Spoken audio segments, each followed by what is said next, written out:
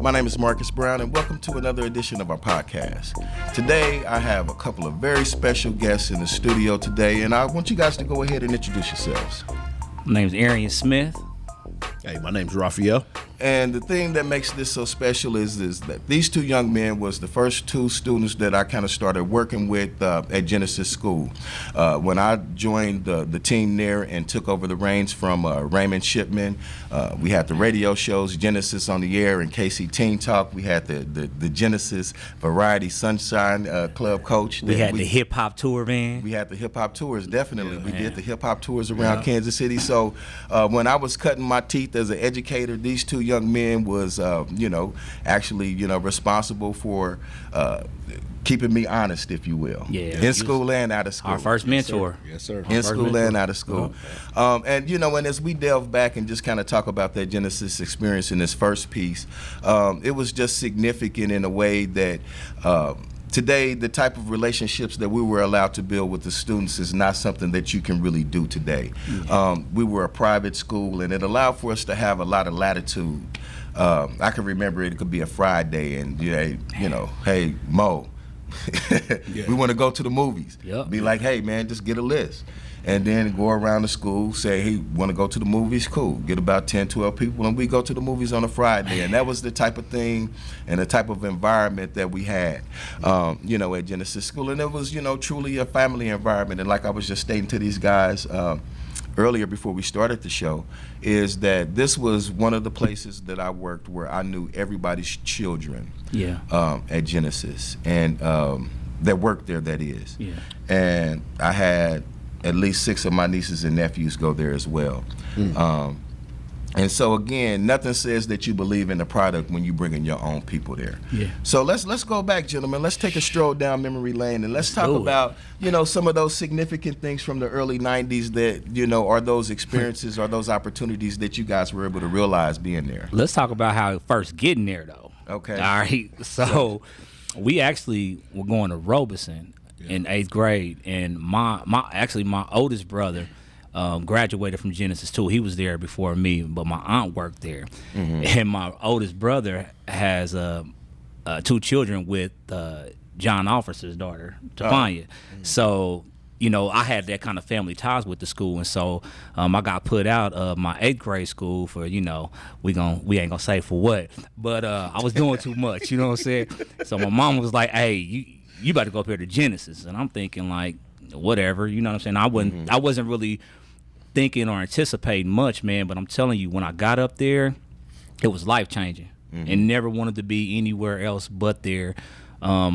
Just from an educational standpoint, it was a private school, smaller, so you got more attention from the teachers, but not just so much as like how you kind of said that you knew the people that worked there, kid, but the teachers knew everybody. You go to public schools now, it's so many kids, you can't have that personal relationship. So we had that personal relationship with our teachers, with the counselors, just the staff in general. So I started there in, I believe, 93. I think early 93. So that was kind of my start with there. But yeah, I mean, for me, it was literally the best decision that my mama made for me initially, and I had to make the second one myself, and I'll touch on that later. Yeah, I came in 94, 9th grade year. I was going to Central, and just going through stuff in life, stuff at the crib. It was manifesting itself in behavior at school and stuff like that. So I remember I got kicked out of one class for like the semester. So every time that class was on, I had to skip and hide through the hallway so the hall monitors and stuff like that wouldn't catch me. And then, we was kind of getting into it with some of the other young people at the school and stuff. And then, I was getting high and all that stuff. So my mom put me in this place called College Meadows. It was kind of like a behavioral health type of situation. So when I came out of that, I was I wasn't gonna make it at Central, man. You know what I'm saying? Just straight up. I wasn't gonna make it. I didn't care. I had all F's. I wasn't doing no work. I was just going to school, going to sleep. So I talked to my mom. I was like, hey, just send me up to Genesis with Smith. You know what I mean? And my mom and my grandma, they agreed with that. So they ended up sending me up there, man. And honestly, educationally, was the best decision ever made. And then it just changed my life. Certain things up there changed my life. Like Arian was mentioning, like you are my first like real mentor who challenged some of my ignorant thought process and actually helped me to get on a whole different thought process. So meeting you was one of the best things ever in my life, for real. So yeah, that's how I got up. Quick, I mean, it sounds crazy saying it now because we older, but you was really like a father figure for real. You know, even though you was, you know, kind of fresh out of college. No, because like we didn't grow with our fathers. You know what I'm saying? So just the same way, you know, he put us up on books and More like just an game. uncle. You Cool know, uncle. get in your chest. You know what I'm saying? You snatched me up a couple times. You know what I'm saying? But it was love, man. And you don't like you said, you can't do that now because it's abuse. It's like no, it's just love right here. So yeah, I got a picture of you, me, and Clayton up at Clayton Dunlap. Yeah, up at the one of the baseball diamonds up at the park, and I think I'm on the ground and you got a baseball bat looking like you about to take me, right? So like you said, now in this day and time, you know, you would get in trouble for something like that. Right. You know what I'm saying? But that was just the family was atmosphere fun, that we man. had. And so again, you know, just to touch on a few things, because again, we talking about in-school relationships and out-of-school relationships, because I can remember, you know, you going to the bowling alley with me and my family. Yep. You know, just hanging out, and you know, me and Smitty, we went to smoking grooves together. Yeah. You know, and so again, just this idea that we could have real relationships and thoughtful relationships with the students wasn't a foregone conclusion. And were you gonna say something else? No, I just remember like you would pick me up and it was kind of like a father. Uncle type, because you would pick me up. Remember, we would go to the park in the plaza and throw the baseball. Right. Saying?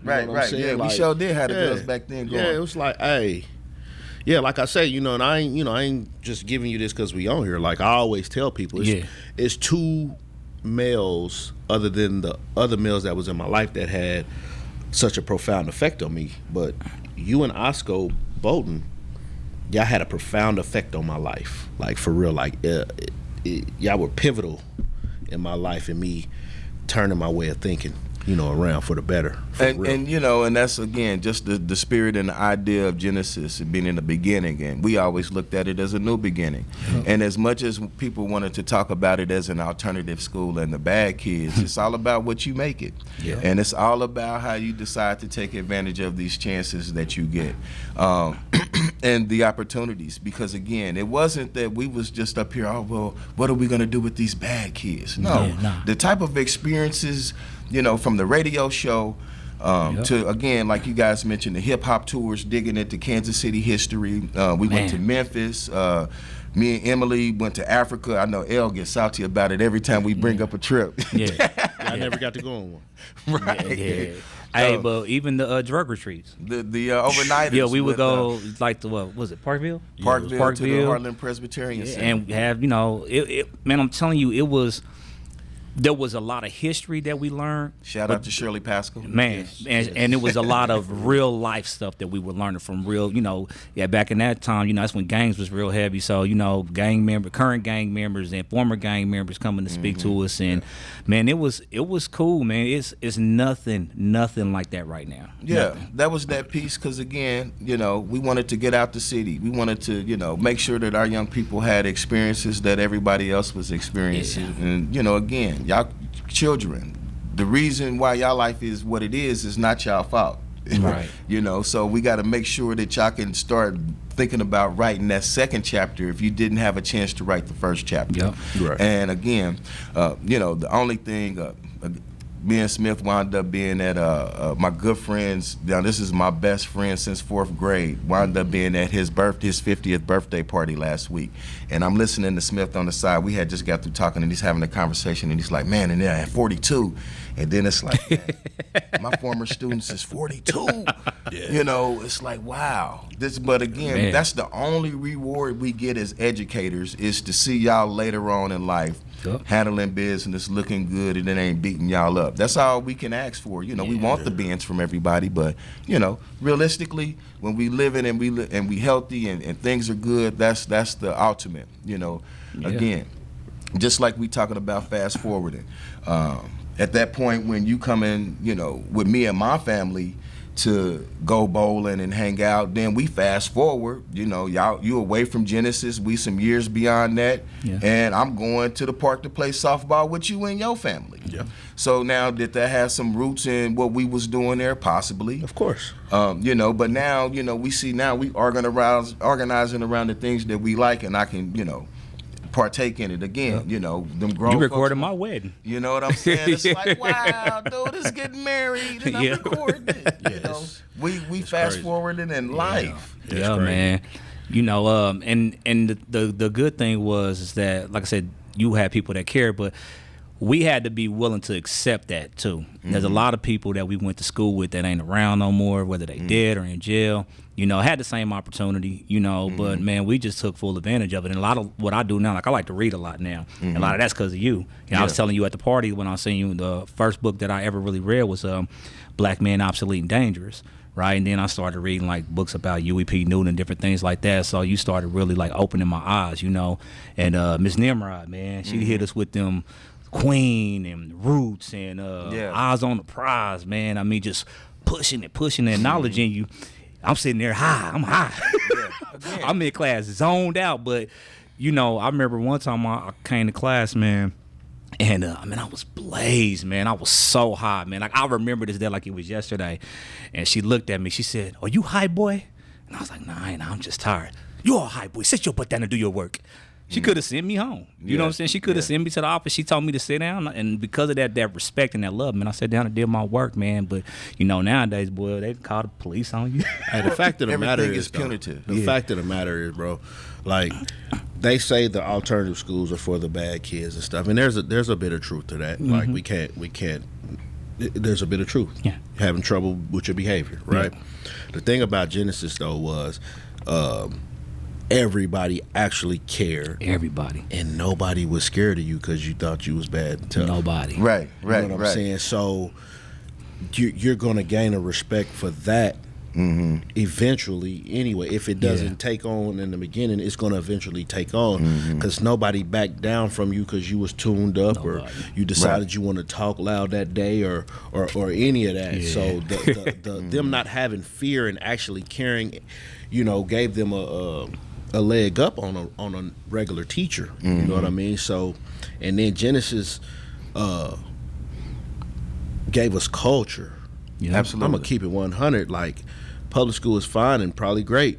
You know what I'm saying? But I know for a fact, if I'd have stayed in public school, I wouldn't have learned some of the stuff about our people that I learned at Genesis. Absolutely. I'd have never learned that, right? And then, like this man, like you said, he is the reason I read anything. And I remember him. Was it Culturally Speaking? You took me to down on 18th of Vine. Yeah. So we went down there, and I couldn't find the book that I wanted. And he was, and me, I'm defiant. I'm like, bro, I ain't reading. Ignorant. So my Mo was like, hey man, you got to start with something that you really like. Yep. The first book I liked and that I read that wasn't a schoolistic book was Pimp by Iceberg Slim. Man. He bought me the book. That's a cold book. I'm like, yeah. I read it Changed right my after you. whole life. Well, and again, as we're talking about these nuggets, man, I could remember just going back to the whole Breaking Bill piece and United Inner City Service, and we got this opportunity to go down to the church, St. Mark's Church, and they were doing this documentary. And they was like, they wanted these bleeding heart stories about how, all of this stuff was bad in the hood.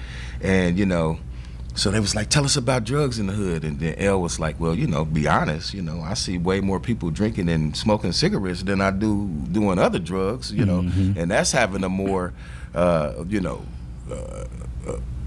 terrible effect on us than anything else. And I remember going to Els, hey, you're not going to be on this. I don't even remember that. You're not going to be on this documentary because you did not say what they wanted to hear. They didn't want you to. They wanted, my mama this and my daddy's that and the hood and they wanted this bleeding heart story about how bad things were. They didn't want to hear you talking about these regulated drugs that are doing devastation to our community. That's what y'all did to us, though. Exactly. Y'all made us think a little bit different. I'm like, hold up.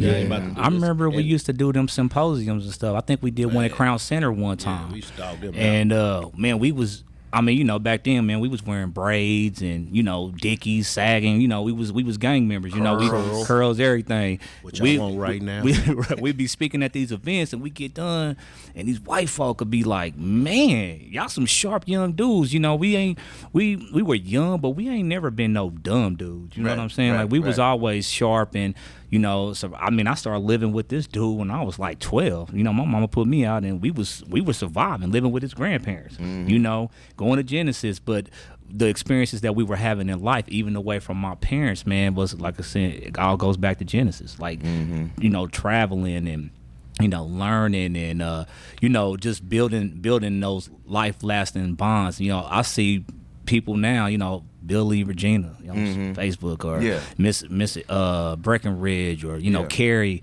you know, all these people, man, and I just look at it and I'm like, man, like, dude, like, y'all don't understand how much y'all mean to me. You know what I'm saying? I don't know, man. You know, damn, brother getting older and emotional, but you know, for real, man, I don't know if I would have survived if it wasn't for y'all, man. You know, and it was the same thing for me, because remember, I'm coming out of college, coming here. They hired me still in college, and so I was still developing. Yeah. Again, you know, talking about, like, we would do a staff trip every year, and so we felt like, you know, the system there felt like it was important for the staff to have a global view. That's why they sent me to Africa. They felt like it was important for the staff to see what other teachers and educators and community organizations like ours was doing around the country, so that we could emulate those best things and bring them back. It wasn't this stagnant thing. You know, we read as a staff Lies My Teacher Told Me, back in the 90s, you know what I'm saying? And so it's like these little nuggets that we were able to layer in that were real things that allow for us to be more effective in the classroom. And more importantly, like you said, just with Mitten Simrod, you know, she's from Sierra Leone. You know, she came to the United States escaping civil war and found a home and was able to teach and positively affect some young people. So that's huge. And now we getting this other cultural piece that she's bringing to the table. So it's just a lot of different significant layers there. I'm gonna tell you what's crazy is you made me jog my memory, and this just goes to show how Genesis is, man. I remember you were still in school. Do you know they let me not go to school that day so I could go to class with you? You remember you took me your math class? I think it was calculus, and I just sat in the back of the class because they wanted me to see what going to a college class was like. So they let me out of school to go to school with him. Right. Like that was crazy, bro. Yeah, you know what I mean. Well, you know, and how many schools had home tickets to every Chiefs game? Man. You know. Man. We kept the sponsor. Dale Carter, Bam Morris. Man, Dale Carter used to be up at the school in that red Benz that he had. Man, that used to be crazy. You know, that was one of the things, you know, shout out to Boss Man. That was, you know, I miss Boss Man, but that was our thing, you know. We was taking it showtime. Again, and you know, I've been disrespected as a teacher at Genesis, but I never saw Boss Man get disrespected by no student. Nah, they would mess. They would like kind of pick with him, and he would talk cold. Yeah, but they would never like really disrespect him, man. But it's crazy. I'm sitting there, and you was our basketball coach, right? You know, like it was everything. Basketball coach, media teacher. You didn't just have one job, bro. You did outreach. You did everything, bro. Like for real. I mean, and that's what I tell even today. You know, in our space. So working here at the library now, we actually have kids in front of us for about 3 hours out of the day. I'm like, see, I used to teach all day, then we go do a radio show, or then we have an overnighter that weekend, or, you know, it was something we was doing that was taking us outside of the box, where what we were doing in the classroom was just one piece of it. And again, it was built in. It wasn't like, you know, I had to go figure out some budgetary item if we wanted to do something extra on the weekend. Right. You know, we could just go do it. They signed a permission slip at the beginning of the year to go on field trips anytime. Yeah. So boom, we out. And that's what, you know, if the hands-on piece. You know, the academics is going to come, but if you don't have the hands-on piece and that relationship piece, then that makes it very difficult to build. So I said I was going to say this for later. So I had 2 stints at Genesis, right? My first one was because of my mom. And my second one was because of myself, because I got kicked out of Genesis for fighting. And spent a little short period in detention and house arrest and all of this. And then they sent me to public school. I went to Ruskin. And I was there, I think, barely a month, man. And I was like, I can't do this, man. You know, classical Greek or whatever the stuff they was teaching. I remember going up to Genesis during a staff meeting. I walked in there and I said, hey, y'all got to let me back up in here. I said, I'll do whatever. I said, hey, let me back in this school. And, you know, I had remorse for what I did, you know what I'm saying? I really appreciated and wanted to be there. And they was like, well, we'll let you know Monday or something like that. And they ended up, you know, letting me back in. Buddy. And I remember that because it was really like a chance that you wasn't going to get back in. Yeah. Like, I mean, I had to go in there and man, shut up, fool. But the thing was though, with that opportunity, when they, you know, everybody don't get a second chance, right? So I got my second chance, and with that, you know, I got my act together. I ended up getting my GED, getting into the GED program, graduated a year early, me and L, and then actually working for the school for like 2 years, and basically giving back. You know what I'm saying? So, man, that's just the impact it had. And when people would, you know, try to clown us for going to Genesis, I'm like, bro, you ain't clowning me. That's the best experience I ever had in my life. I remember one time we was on a field trip. We went somewhere. It was like a opera or something we was doing, and I saw a couple of my teachers from Paul Robeson, and they asked what I was doing and what school I was at. When I told them Genesis, they looked at me and told me, you could do so much better than that. And in my mind, I'm looking like, how do you know? Yeah. Right.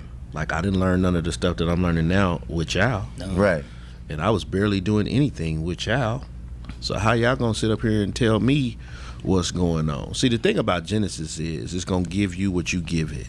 Right. Right? If you give it a low input, it's gonna give it right back to you. Yeah. But if the teachers see you putting in, and if they see that special thing in you, then they put in to you. Yeah. And that's what happened. So, you know, I don't care what people say about none of that. No. You know, yeah, I went to an alternative school. Yes, I did. 43rd in Cleveland. I knew it all over again, too. With the lokes up there on Faux Tray. You know what I'm saying? So it's like, hey, it was what it was. Because, you know, you come out of Genesis, boy, it might be 50 people at the park. Yeah. right. Running around